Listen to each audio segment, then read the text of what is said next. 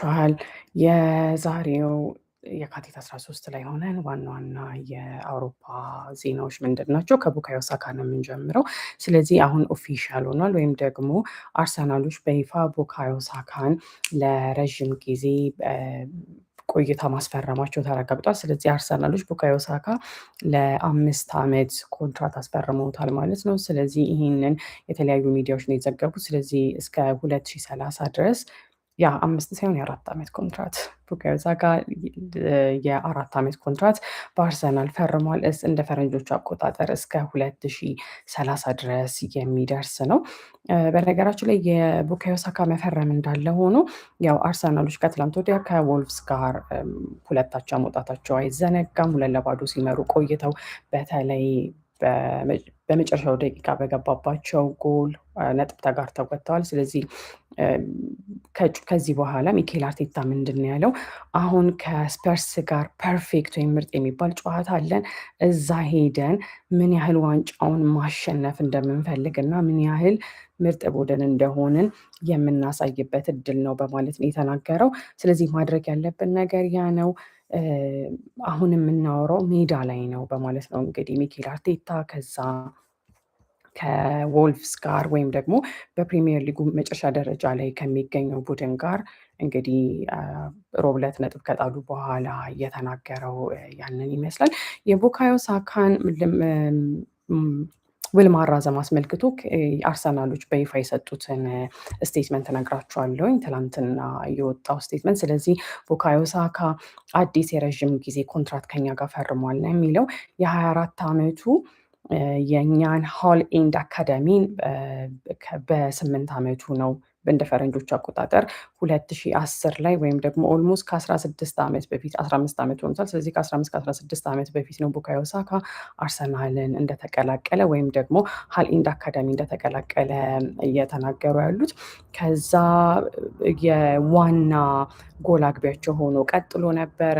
ያው አካዳሚው ላይ ሲጫወት አሲስተር ወይም ደግሞ ኳስ የሚያቀብልም ሆኖ ነበር ለጎል እና እስከ በክለቡ እንግዲህ 300 ጨዋታዎችን አድርጎ 78 ጎሎችን ማስቆጠሩን በሁሉም ውድድሮች ላይ የአርሰናል ዋና ድረገጽ ላይ የምናገኘው ነው። ስለዚህ ቡካዮ ሳካ እንደ ፈረንጆቹ አቆጣጠር ኖቬምበር 17 2018 ነው የመጀመሪያ ጨዋታውን ለአርሰናል የአዋቂዎች ቡድን ያደረገው ወይም ደግሞ አሁን እኛ የምናውቀው ለአርሰናል ቡድን ያደረገው። ከዛ በተጨማሪ 2018 ላይ የአርሰናልን ዋናውን ቡድን ከተቀላቀለ በኋላ እንደ ፈረንጆች አቆጣጠር እንግዲህ በ2021 እና 22 አሁን 2026 ላይ ነን ያለ ነው የአርሰናል የአመቱ ምርጥ ተጫዋች በመባል ተሰይሞ ነበረ። እሱ ብቻ ሳይሆን በ2022 እና 23 የውድድር ዓመት ላይ ደግሞ የፕሪሚየር ሊጉ ምርጥ ወጣት ተጫዋች ወይም ደግሞ ፒኤፍኤ ፕሌየር ኦፍ ዘ ይር በመባል ተሰይሞ ነበረ ማለት ነው። ያ ብቻ ሳይሆን በፕሪሚየር ሊጉ በዛው በ2022/23 ፒኤፍኤ ቲም ኦፍ ዘ ሲዝን የውድድር ዓመቱ ምርጥ ቲም ውስጥ አንድ ላይ እሱም ተቀላቅሎ ነበር ማለት ነው። ስለዚህ የፊት መስመር ተጫዋቻችን ይላል ይህ የአርሰናል ዜና። የፊት መስመሩ ተጫዋቻችን በ2021/22 የውድድር ዓመት እና በ2022/23ም ደግሞ የእንግሊዝ ምርጡ ተጫዋች ተብሎ መሰየሙንም እሱን አስታውሰዋል። እሱ ብቻ ሳይሆን ቡካዮ ሳካ በኮንሲስተንት በሆነ ወይም ደግሞ በዘላቂ አቋሙ የአርሰናልን የፊት መስመር እንደሚመራም የዘገባ ያወራልናል። ያ ብቻ ሳይሆን በዓለም ላይ ካሉ የክንፍ መስመር ተጫዋቾች ከምርጦቹ መካከል ቡካዮ ሳካ አንዱ ነው። ያ ብቻ ሳይሆን እንደ ፈረንጆች አቆጣጠር ከ2012 ጀምሮ ቡካዮ ሳካ የወሩ ምርጥ ተጫዋች የሚባለውን ሽልማት ከየትኛውም ተጫዋች በላይ ያሸነፈ ተጫዋች መሆኑንም አስታውሰዋል። በኦክቶበር 2020 ደግሞ በድጋሚ ፈረንጆች አቆጣጠር ቡካዮ ሳካ ለሶስቱ አንበሶች ወይም ደግሞ ለእንግሊዝ ብሔራዊ ቡድን 48 ጊዜ ተጫውቷል። ያ ምን ማለት ነው? በብሔራዊ ደረጃ በግማሽ ፍጻሜ በ2022 በተደረገው የዓለም ዋንጫ ላይም ሀገሩን ወክሎ መጫወቱንም እዚህ ጋር ይገልጻል ማለት ነው። በዩሮ 2020 እና 2024 ወይም ከ2 ዓመት በፊት በነበረው እና ከዛ በፊት በነበሩት የአውሮፓ ዋንጫ ጨዋታዎች የነበረው ተጫዋች መሆኑንም ይህ የአርሰናል ሪፖርት ወይም ዘገባ ነው የሚያስረዳን። ስለዚህ የቡካዮ ሳካ እስካሁን ድረስ ሳይሆን በባለፈው የውድድር ዓመት 37 ጊዜ ጨዋታዎችን አድርጎ ያው ከ3 ወራት በላይ ጨዋታዎችን መጫወት አልቻለም። ነገር ግን በ37 ጨዋታዎች 25 ጊዜ የጎል ኢንቮልቭመንት ነበረው። ያ ምን ማለት ነው? 12 ጎሎችን አስቆጥሯል። 13 ጎሎችን ደግሞ አሲስት ማድረግ ችሏል። በተጨማሪም ቡካዮ ሳካ አምበሌ መሆንም እድል አግኝቶ ነበረ። ስለዚህ ለምሳሌ በ2020 የኤፍኤ ካፕ ጨዋታ እና በኤፍኤ ኮሚኒቲ ሺልድ ደግሞ አርሰናሎች በ2020 ድልን ሲቀዳጁ እና ደግሞ በ2023ም በተጨማሪ የአምበልነት ሚናም ተጫውቶም እንደነበረ እዚህ ሊያስታውሱን ሞክሯል። ስለዚህ ይህ የአርሰናል ዘገባ ምንድን ነው የሚለው?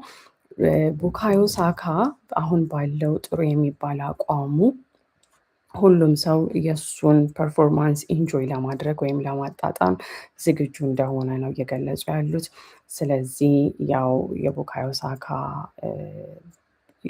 አዲስ ውል መፈረሙ የአርሰናል ዋናው ዘገባ ይህንን ይመስላል። ቡካዮ ሳካ ሳይንስ ኒው ሎንግ ተርም ኮንትራት፣ ቡካዮ ሳካ አዲስ የረዥም ጊዜ ኮንትራት ፈርሟል ነው የሚለው። ወደ ስካይ ስፖርት በምንሄድበት ጊዜ ያው ስካይ ስፖርትን በድጋሚ ተመሳሳይ ዘገባ ነው የዘገበው፣ ምክንያቱም መነሻቸው የአርሰናል ዘገባ ነው። የቡካዮ ሳካ አዲስ ኮንትራት ነው የሚለው። ስለዚህ የአርሰናሉ የክንፍ መስመር ተጫዋች አዲስ የ4 ዓመት ውል ፈርሟል። ያ ምን ማለት ነው? ቡካዮ ሳካ ክለቡ በአርሰናል እስከ 2030 ድረስ ይቆያል። ያው የአርሰናል ደጋፊዎች ቡካዮ ሳካ ሌላ ቡድን ሄዶ መጫወት እንደማይችሉላ ነው እያወሩ ያሉት። በቃ ሳካ የአርሰናል ልጅ ነው በማለት ራሱ አፋቸውን አውጥተው የሚገልጹለት ተጫዋች ነው። ስለዚህ የቡካዮ ሳካ የአዲሱን ውል ከመፈረሙ በፊት የእሱ ውል እንደ ፈረንጆች አቆጣጠር በ2027 ወይም ደግሞ በቀጣዩ የፈረንጆች ዓመት ከ1 ዓመት ከ3 ወር በኋላ የሚጠናቀቅ ነበረ። ነገር ግን ያው የአርሰናል ቡድን በደንብ ያለውን ነገር በደንብ ካጤነ በኋላ ከዛ በተጨማሪ ደግሞ የቡካዮ ሳካን ፍላጎት ሁል ጊዜ በአርሰናል ቤት መቆየት ስለሆነ ቡካዮ ሳካን አዲስ ውል ለማስፈረም ችለዋል ነው የሚለው የስካይ ስፖርትስ ዘገባ። ስለዚህ ይህ የእንግሊዝ ብሔራዊ ቡድኑ ተጫዋች ለልጅነት ክለቡ በተለይ በሚኬል አርቴታ አመራር ላይ ቁልፍ ሚና የሚጫወት የአርሰናል ተጫዋች ነው። ስለዚህ በአርሰናል ታሪክ ከማንኛውም ተጫዋች በላይ ብዙ ደቂቃዎችንም የተጫወተ የአርሰናል ተጫዋች ነው ማለት ነው። ስለዚህ በአጠቃላይ ቡካዮ ሳካ እስካሁን ድረስ 296 ጨዋታዎችን ኤግዛክትሊ አድርጓል። ቅድም የነገርኳችሁ እንግዲህ የአርሰናሉ ዘገባ ወደ 300 የሚጠጉ ጨዋታዎችን አድርጎ ነው የሚለው። ስለዚህ በትክክል ለአርሰናል ለአዋቂው ቡድን የተጫወተው 296 ጊዜ ሲሆን ለመድፈኞቹም 77 ጎሎችን አስቆጥሯል ማለት ነው። ስለዚህ ሮብለትም ያው አርሰናሎች ከወልፍስ ጋር 2 አቻ በወጡበት ጨዋታ ላይ ቡካዮ ሳካ የመጀመሪያውን ጎል በ5ኛው ደቂቃ በተለይ ደግሞ ከሜዳ ርቆ በቅርብ ጊዜ አላየነውም ነበረ። የዛን ቀን የመክፈቻውን ጎል ያስቆጠረው እሱ ነበረ። ስለዚህ ያው በድጋሚ የስካይ ስፖርት ዘገባ ሊያስታውሰን የፈለገው ነገር ምንድን ነው? መድፈኞቹ ከወልፍስ ጋር ነጥብ ጥለው ሊሆን ይችላል። ነገር ግን አሁንም ቢሆን በ5 ነጥብ የሳካን ጎል ጨምሮ በ5 ነጥብ ሊጉን እያመሩ ነው የሚገኙት። ስለዚህ ቡካዮ ሳካ ምንድን ያለው? በጣም ጥሩ ስሜት ይሰማኛል ብሎ ነው የተናገረው። አም ፊሊንግ አሜዚንግ፣ በጣም ጥሩ ስሜት እየተሰማኝ ነው ያለው። ስለዚህ ለቤተሰቤና ለእኔ ይህ በጣም ጥሩ ጊዜ ነው። በጣም በዚህ ክለብ ወይም በዚህ ቡድን ጉዞዬን በመቀጠሌ በጣም ትልቅ ደስታን የተሰማኝ። ለእኔ ቀላል ውሳኔ ነበር አርሰናል ለመቆየት መወሰን። እናም በአርሰናል ቤት ሁሉንም ነገር ማሸነፍ ፈልጋለሁ በማለት ነው የተናገረው። ስለዚህ እስካሁን ያለውበት ጊዜ ሁሉንም ነገር የጀመርኩት እዚህ ነው። ከዛ በተጨማሪ ደግሞ ከቡድኑም ጋር በአንድ ላይ እየተጓዘ ነው። ስለዚህ ለእኔ የተለየ ስሜት ነው ያለው። በቀጣይ በሚኖሩት ጥቂት ዓመታት ደግሞ መስመሩን እንሻገራለን ብዬ አስባለሁ በማለት ነው የገለጸው። ዋንጫ እናሸንፋለን ማለት ነው። ያ እሱም ያንን ስፔሲፊክሊ ገልጾታል። we're able to win trophies፣ ዋንጫ ማሸነፍ እንችላለን። እናም ለዚህ ቡድን ታሪክ እንሰራለን በማለት ነው ቡካዮ ሳካ ያወራው።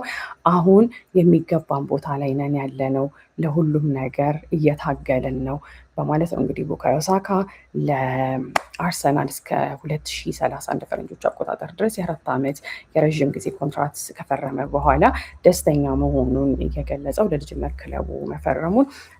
ያ ብቻ ሳይሆን ያው ቡካዮ ሳካ በተለይ ለምሳሌ ካቻምና በነበረው የፕሪሚየር ሊግ የውድድር ዓመት 2023/24 ላይ ቁልፍ የሚባል ሚና ነበረው።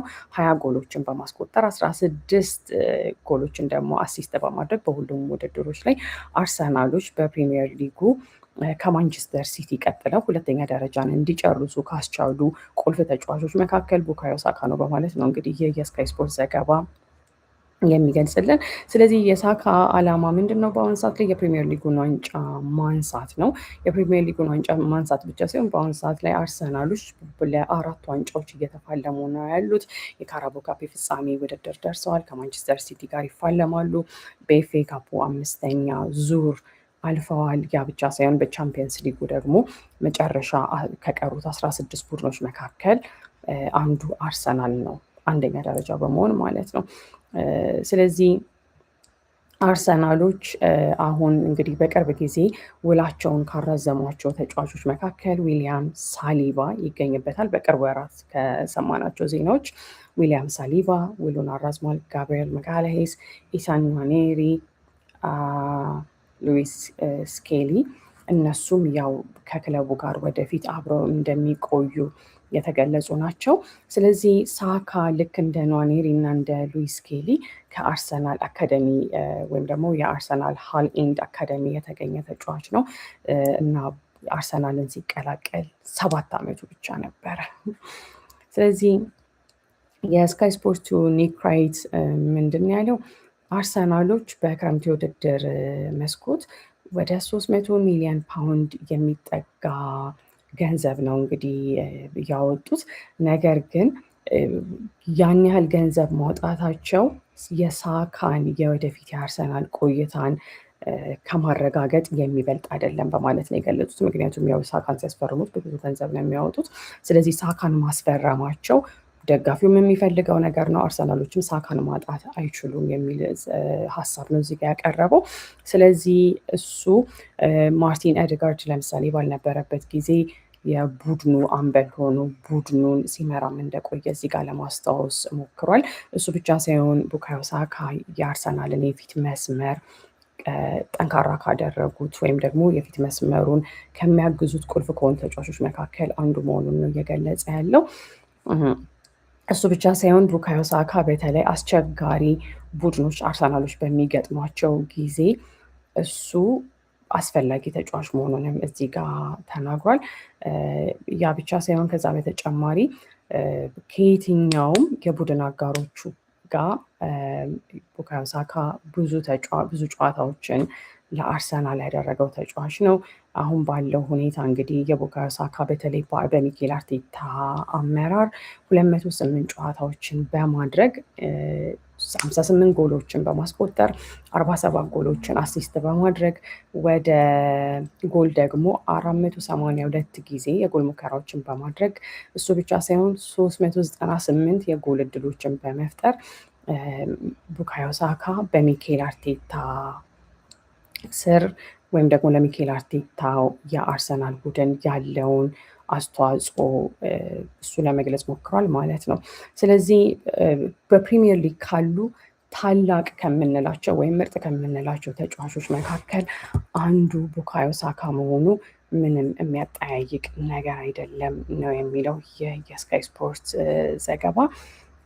ስለዚህ እስካሁን ድረስ ያው ከ2021/22 የፕሪሚየር ሊግ ሲዝን ጀምሮ 92 ጎሎች እና በ159 ጨዋታዎች 92 ጎሎችን ቡካዮ ሳካ ማስቆጠር ችሏል። ስለዚህ በጎል ኢንቮልቭመንት ወይም ደግሞ ከጎል ጋር ያለው ቁርኝት ቡካዮ ሳካ በጣም በፕሪሚየር ሊጉ በጣም ከፍተኛ ነው። የሚበልጡት በአሁን ሰዓት ላይ ተጫዋቾች ሞሐመድ ሳላ፣ ኤርሊንግ ሃላንድ እና ኦሊ ዋትኪንስ ብቻ ናቸው። ስለዚህ ያው አሁን በቅርብ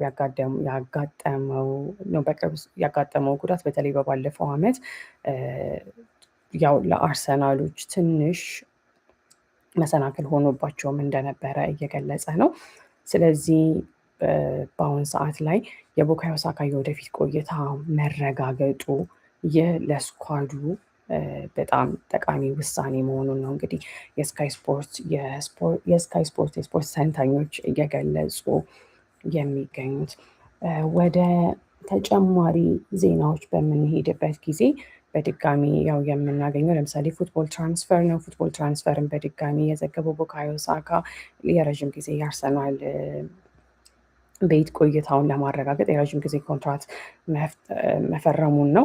ከዛ ያው ደሰን ደግሞ ምንድን ያለው ለዚህ ክለብ ታሪክ ስራ የሚል አርዕስት ማለት ነው። ስለዚህ ያው ቡካዮ ሳካም ዋንጫዎችን አሸንፈን ለዚህ ክለብ ታሪክ መስራት እንፈልጋለን በማለት ነው የገለጸው።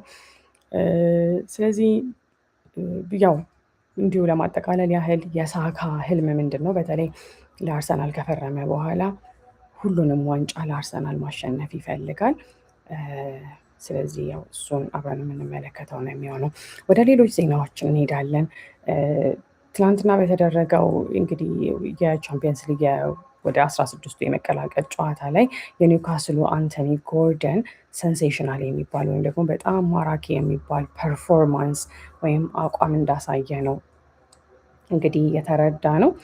እሱ ብቻ ሳይሆን እዚጋ ይህንን እያየሁት ስላልሆነ አንዴ ስለዚህ እሱ ትላንትና የጨዋታው ኮከብ ነበረ። ብዙ ጎሎችን በማስቆጠር ሴልቲኮች በስቱትጋርት 4-1 ተሸንፈዋል። ይህ የስኮትላንድ ዜና ነው። ሜይ ቢ ቨሪ ኢንትረስትድ አይ ዶንት ኖ። ከዛ በተጨማሪ ወደ አይ ቲንክ ማክሰኞ ዕለት ነበር የተፈጠረው መሰለኝ ቪኒ ጁኒየር ከሞሪኖ ቡድን ጋር አንድ ላይ ተጋጥመው ነበረ። ስለዚህ ለማንኛውም የተለያዩ ታዋቂ የሚባሉ የስፖርቱ ኤክስፐርቶች ወይም የስፖርቱ ባለሙያዎች ሀሳባቸውን ሲሰጡ ነበር። አሁን ደግሞ በዚህ ጉዳይ ላይ ሀሳባቸውን ከሰጡ ግለሰቦች መካከል የሊቨርፑሉ አሰልጣኝ ኤርነስት ሎት ይገኝበታል። ስለዚህ ኤርነስት ሎት ምንድን ያለው እግር ኳስ በተለይ ከቪኒ ሬሲዝም አሊጌሽን ወይም ደግሞ ቪኒ ጁኒየር የዘረኝነት ጥቃት ደርሶብኛል ብሎ ከተናገረ በኋላ እግር ኳስ ከዚህ በላይ ማድረግ አለበት በማለት ነው እንግዲህ የተናገረው። ያው ሪያል ማድሪዶች ቤኔፊካን ከሜዳቸው ውጭ ማክሰኞ ዕለት በቻምፒየንስ ሊጉ የፕሌይኦፍ ገጥመው 1-0 አሸንፈዋል። ቪኒ ጁኒየርም ጎል አስቆጥሮ ነበረ።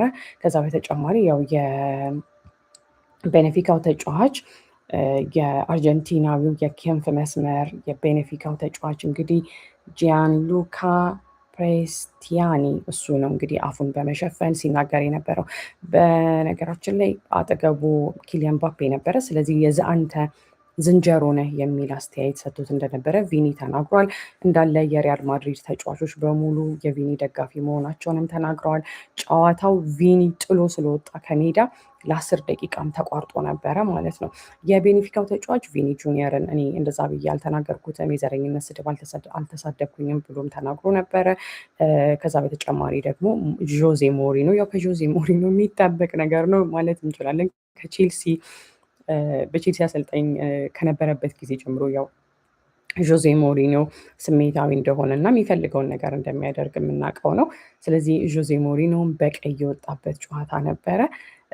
ስለዚህ እሱ ብቻ ሳይሆን እንዳለ የማድሪድ ደጋፊዎች፣ የማድሪድ ተጫዋቾች ብቻ ሳይሆኑ የስፖርቱ ዓለም በአንድ ላይ ሆኖ ቪኒ ጁኒየርን ሲደግፈው ነበረ። ለምሳሌ የቀድሞ የአርሰናል ተጫዋች ቴሪ ኤንሪ ምንድን ያለው እኔ ማድሪስት አይደለሁም ያለው። ማድሪድ ከምጠላቸው ቡድኖች መካከል አንዱ ነው። ዛሬ ግን ማድሪስታ ነኝ ብሎ ነው የገለጸው። ያው አረረም ሳይሆን እውነታው ቴሪ ኤንሪ ወይም ደግሞ ሌሎችም ተጫዋቾች ብዙ ጥቁር ተጫዋቾች አሉ። ስለዚህ የዘረኝነት ምን ማለት እንደሆነ ያውቁታል። ስለዚህ አሁን ማድሪስት አይደለሁኝም፣ ማድሪድ የምጠላው ቡድን ነው ወይም ደስ የማይለኝ ቡድን ነው፣ ነገር ግን ዛሬ ማድሪስታ ነኝ በማለት ነው እንግዲህ ለቪኒ ጁኒየር ያለውን ድጋፍና ለዘረኝነት ወይም ደግሞ በጥቁር ተጫዋቾች ላይ የሚደርሰውን የዘረኝነት ጥቃት ተቃውሞ የገለጸው። ስለዚህ ወደ ኤርነ ስሎት ሀሳብ በምንመጣበት ጊዜ በአጠቃላይ በቂ የሚባል ነገር መቼም ማድረግ አይቻልም ብሎ ነው የገለጸው። በእግር ኳስ ዘረኝነት መቼም እንዳይፈጠር ማድረግ የምንችለው በቂ ነገር የለም።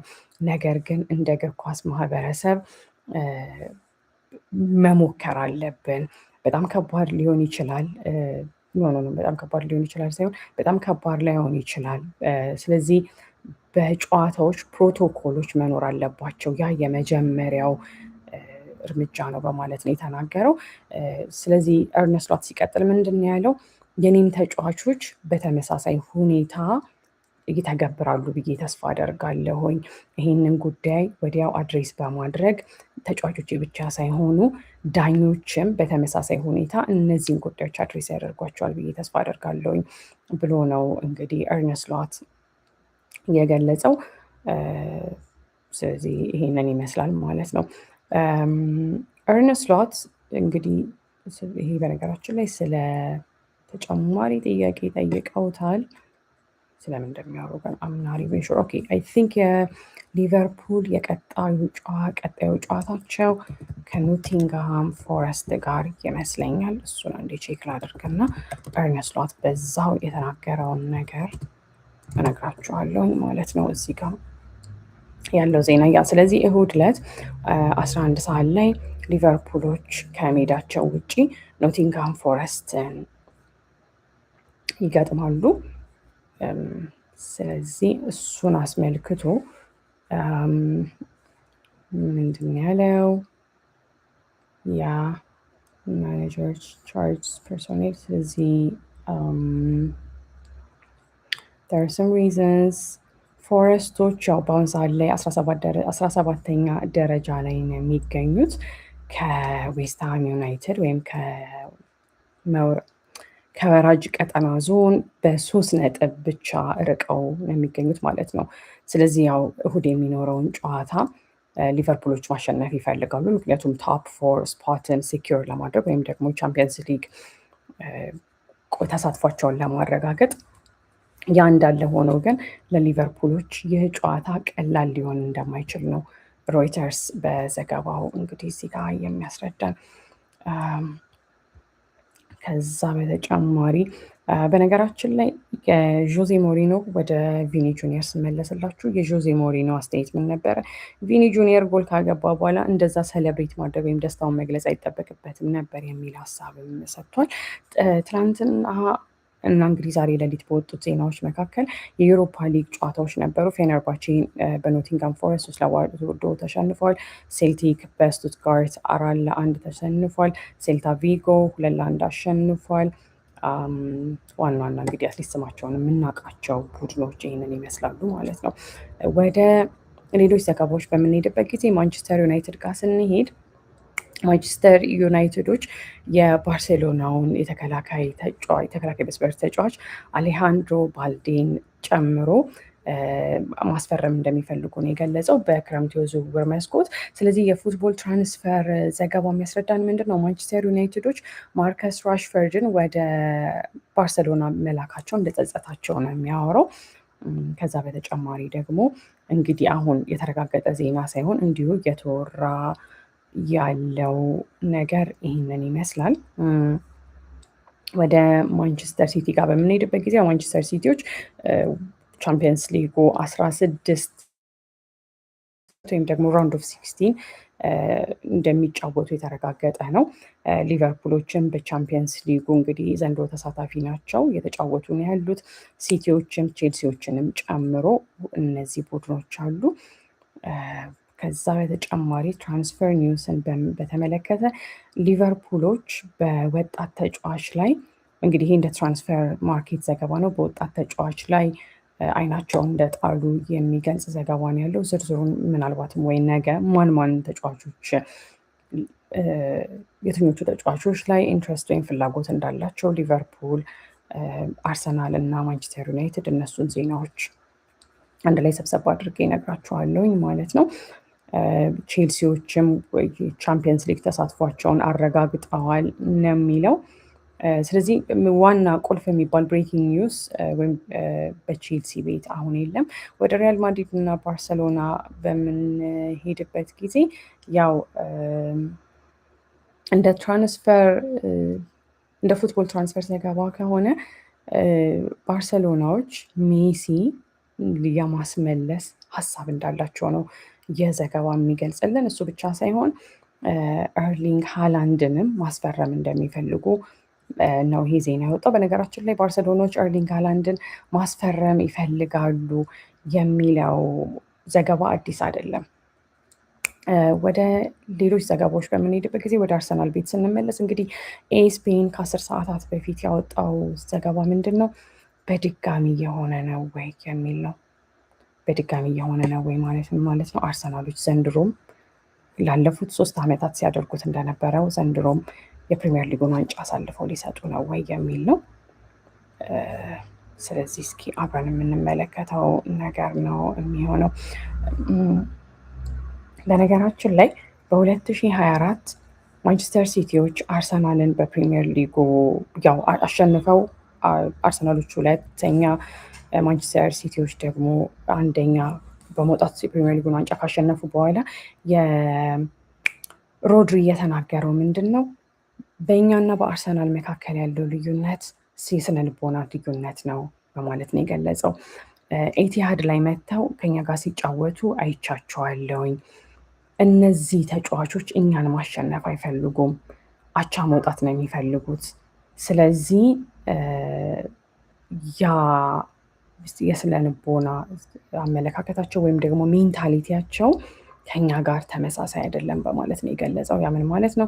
ማንቸስተር ሲቲዎች ለማሸነፍ ነው የሚሄዱት።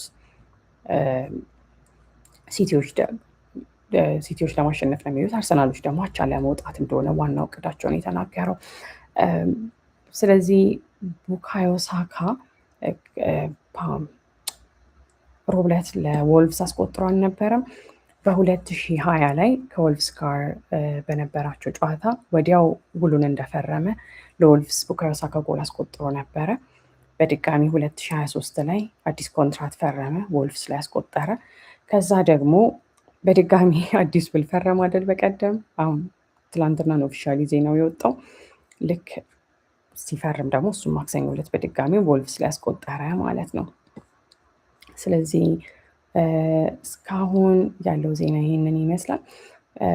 በነገራችን ላይ ሳም የስካይ ስፖርትስ ኒውሱ ሳም ምንድን ያለው በተለይ ያው በአሁኑ ሰዓት ላይ እየተወራ ያለው ነገር ስለ አርሰናል መልካም ዜና ማግኘት ምናልባት አርሰናል ደጋፊ ከሆናችሁ እናንተን ደስ ላይላችሁ ይችላል። ነገር ግን በአርሰናል ቤት ስለ አርሰናል ዜናዎች ስትፈልጉ መልካም ዜና አይደለም ያለው። በቃ ጠቅላላ አድርጌ ሳወራላችሁ አርሰናሎች ታሪክን ሊደግሙ ነው፣ አርሰናሎች ዘንድሮ ዋንጫውን ላይ ያሸንፉ ነው፣ አርሰናሎች ዋንጫውን ለሲቲ አሳልፈው ሰጡ የሚሉ ዜናዎች ናቸው ያሉት። ነገር ግን ሳም አላርዲስ ስም በትክክል ያልኩት ይመስለኛል የስካይ ስፖርቱ የስፖርት ተንታኝ ምንድን ነው ያለው? ሚኬል አርቴታ እና የሴት ፒስ አሰልጣኙ አለ አይደለ? ወይም የቆሙ ኳሶችን የሚያሰለጥኑ አሰልጣኝ እነሱ እያገኙት እንዳሉት ሙገሳ እኔም አግኝቼ ቢሆን ኖሮ ደስ ይለኝ ነበር በማለት ነው የገለጸው። ስለዚህ እንደነገርኳችሁ በአሁን ሰዓት ላይ መልካም የሚባሉ ዜናዎችን ስለ አርሰናል መስማት በጣም ከባድ ነው የሚሆነው። ስለዚህ በአጠቃላይ ያለው ዜና ይሄንን ይመስላል። ሪያል ማድሪዶች በቻምፒየንስ ሊግ እስካሁን ሰዓት ላይ 74 የተለያዩ ቡድኖችን ተፋልመዋል። ስለዚህ ያ አርሰናል እና ሪያል ማድሪዶች ናቸው እንዲህ እንትን ያሉት። ኦኬ። በነገራችን ላይ ከጨዋታው በኋላ ቪኒ ጁኒየር ሲያለቅስ ተመልክተናል እና ምንድን ነው ያለው? እግር ኳስ መጫወት ብቻ ነው የምፈልገው፣ እግር ኳስ መጫወት እና ጥቁር ሰዎች ያው ሰፈር ሲያደርጉ እነሱ ሲሰቃዩ ማየት አልፈልግም በማለት ተናግሯል። ይህንን የተናገረው ዘንድሮ ሳይሆን አይ ቲንክ ባለፈው ዓመት ነው። በድጋሚ ያው ቪኒ ጁኒየር በተደጋጋሚ የዘረኝነት ጥቃቶች ከሚደርሱበት ተጫዋቾች መካከል አንዱ እሱ ነው። ካርሎ አንቸሎቲ በብራዚል አዲስ ስምምነት መፈረሙም ተረጋግጧል። ለ4 ዓመታት ያህል የሚቆይ ልክ እንደ ቡካዮ ሳካ አዲስ ውል ፈርመዋል ማለት ነው። በነገራችን ላይ ወደ ሳም በምንመለስበት ጊዜ ሳም የአርሰናል የተከላካይ መስመር ጠንካራ መሆኑን መርሳት የለብንም በማለት ገልጿል። እንግዲህ እና ግን ለአርሰናል የቶትናሙ ጨዋታ ከባድ እንደሚሆንም እሱን ከመጠቆም አላለፈም። ምንድን ያለው በአሁኑ ሰዓት ላይ አርሰናሎች ቶትናም ሆትስፐሮች ፎርሜሽናቸው ወይም ደግሞ አሰላለፋቸው እንዴት ሊሆን እንደሚችል ምንም ሀሳብ ሊኖራቸው አይችልም። ቶትናሞች እንዴት ሊጫወቱ እንደሚችሉ ምንም መረጃ የላቸውም። ስለዚህ አርሰናሎች በተለይ የተከላካይ መስመራቸው ሪዚሊየንት መሆን አለበት በማለት ነው የገለጸው። በጣም ጠንካራ መሆን አለበት፣ ነቅተው መጠበቅ አለባቸው በማለት ነው የገለጸው። ምክንያቱም የስፐርሱን ጨዋታ ከተሸነፉ አናውረው፣ ስፐርስን ሲያሸንፉ ብለን እናውረው፣ እንደሱ ነው የሚሻለው። ስለዚህ በተለይ የአርሰናል የተከላካይ መስመር እንግዲህ በጣም ተጨንቆ ስትረስድ ሆኖ እንደሚገባ እርግጥ ነው። በነገራችን ላይ ጄሚ ኦሃራ የቡካዮ ሳካን የአርሰናል ቤት ተጽዕኖ ካደነቁት የስፖርት ተንታኞች መካከል አንዱ እሱ ነው። ምንድን ነው ያለው? ቡካዮ ሳካ የየርገን ክሎፖ ሊቨርፑል ቡድን ውስጥ ከጥቂት ዓመታት በፊት ተቀላቅሎ ቢሆን ኖሮ ምርጡ ተጫዋች ይሆን ነበር በማለት ነው የገለጸው። ስለዚህ አሁንም ቢሆን ሂዝ ወርልድ ክላስ፣ አሁንም ቢሆን ምርጥ ተጫዋች ነው። ነገር ግን ቡካዮ ሳካን ከየርገን ክሎፕ ሊቨርፑል ቡድን ጋር አስቡት ብሎ ነው ያወራው። ስለዚህ ቡካዮ ሳካ ምርጥ ተጫዋች መሆኑን ገልጿል። ዋይኒ ሩኒ ራሱ በነገራችን ላይ የአርሰናል ደጋፊ መሆን በዋንዛ ላይ በጣም ከባድ ነገር ነው። ምክንያቱም ዋይኒ ሩኒ ምን ብሎ ተናግሮ ነበረ? አርሰናል ወርልድ ክላስ የሚባሉ ወይም ደግሞ በዓለማችን ምርጥ የሚባሉ ተጫዋቾች አሉ አይደለ? ለምሳሌ ሪያል ማድሪድ ስናስብ እነ ቪኒ ጁኒየር አሉ፣ ምባፔ አለ፣ ቤሊንጋም ስም መጥቀስ እንችላለን። ወደ ባርሰሎናም ስንሄድ እንደዚህ ነው። ሲቲ ቤት ስንሄድ ሃላንድ አለ። አርሰናል ቤት ሲመጣ ግን ዋይኒ ሩኒ ምንድን ነበር ያለው? አርሰናሎች ወርልድ ክላስ የሚባል ተጫዋች የላቸውም ብሎ ነበረ። ጄሚ ኦሃራ ግን በሱ ሀሳብ አይስማማም። ለምሳሌ አርሰናል ቤት ወርልድ ክላስ ከሆኑ ተጫዋቾች መካከል ቡካዮ ሳካ አንዱ ነው ያለው። በቃ ቡካዮ ሳካ ወርልድ ክላስ ወይም የዓለማችን ምርጡ ተጫዋች ነው በማለት ነው የገለጸው። እንግዲህ ሮብለት እንደነገርኳችሁ ሚኬል አርቴታ የሚደርስብንን ወቀሳ በሙሉ መቀበል አለብን በማለት ነው የገለጸው። ስለዚህ አሁን ያለው እውነታ ይህንን ይመስላል። ኤርነስት ሎት ስለ አሌክሳንደር ኢሳቅ ምንድን ነው ያለው? የሚያሳዝነው ነገር አሌክሳንደር ኢሳቅ በቅርቡ ለሊቨርፑል የፈረመው አዲሱ ተጫዋች ነው። በሊቨርፑል ቤት ትልቅ ልዩነት ይፈጥራል ተብሎ የተጠበቀ ተጫዋች ነው። ነገር ግን አሁን ለብዙ ጊዜ ከሜዳ ርቆ አልተመለከትነውም ጨዋታዎችን ሲጫወት። ስለዚህ ኤርነስት ሎት እሱን በተመለከተ ምንድን ነው ያለው? ለእኛም ለእሱም የሚያሳዝነው ነገር የአሌክሳንደር ኢሳቅን ምርጥ የሚባል አቋም አልተመለከትንም። በሚቀጥለው የውድድር ዓመት እሱ እንመለከታለን። የጊዜ ገደብ አናስቀምጥለትም። ነገር ግን በዘንድሮ የውድድር ዓመት ነገሮች እንዳሰብናቸው አለመሄዳቸው እርግጥ ነው በማለት ነው የገለጸው። ስለዚህ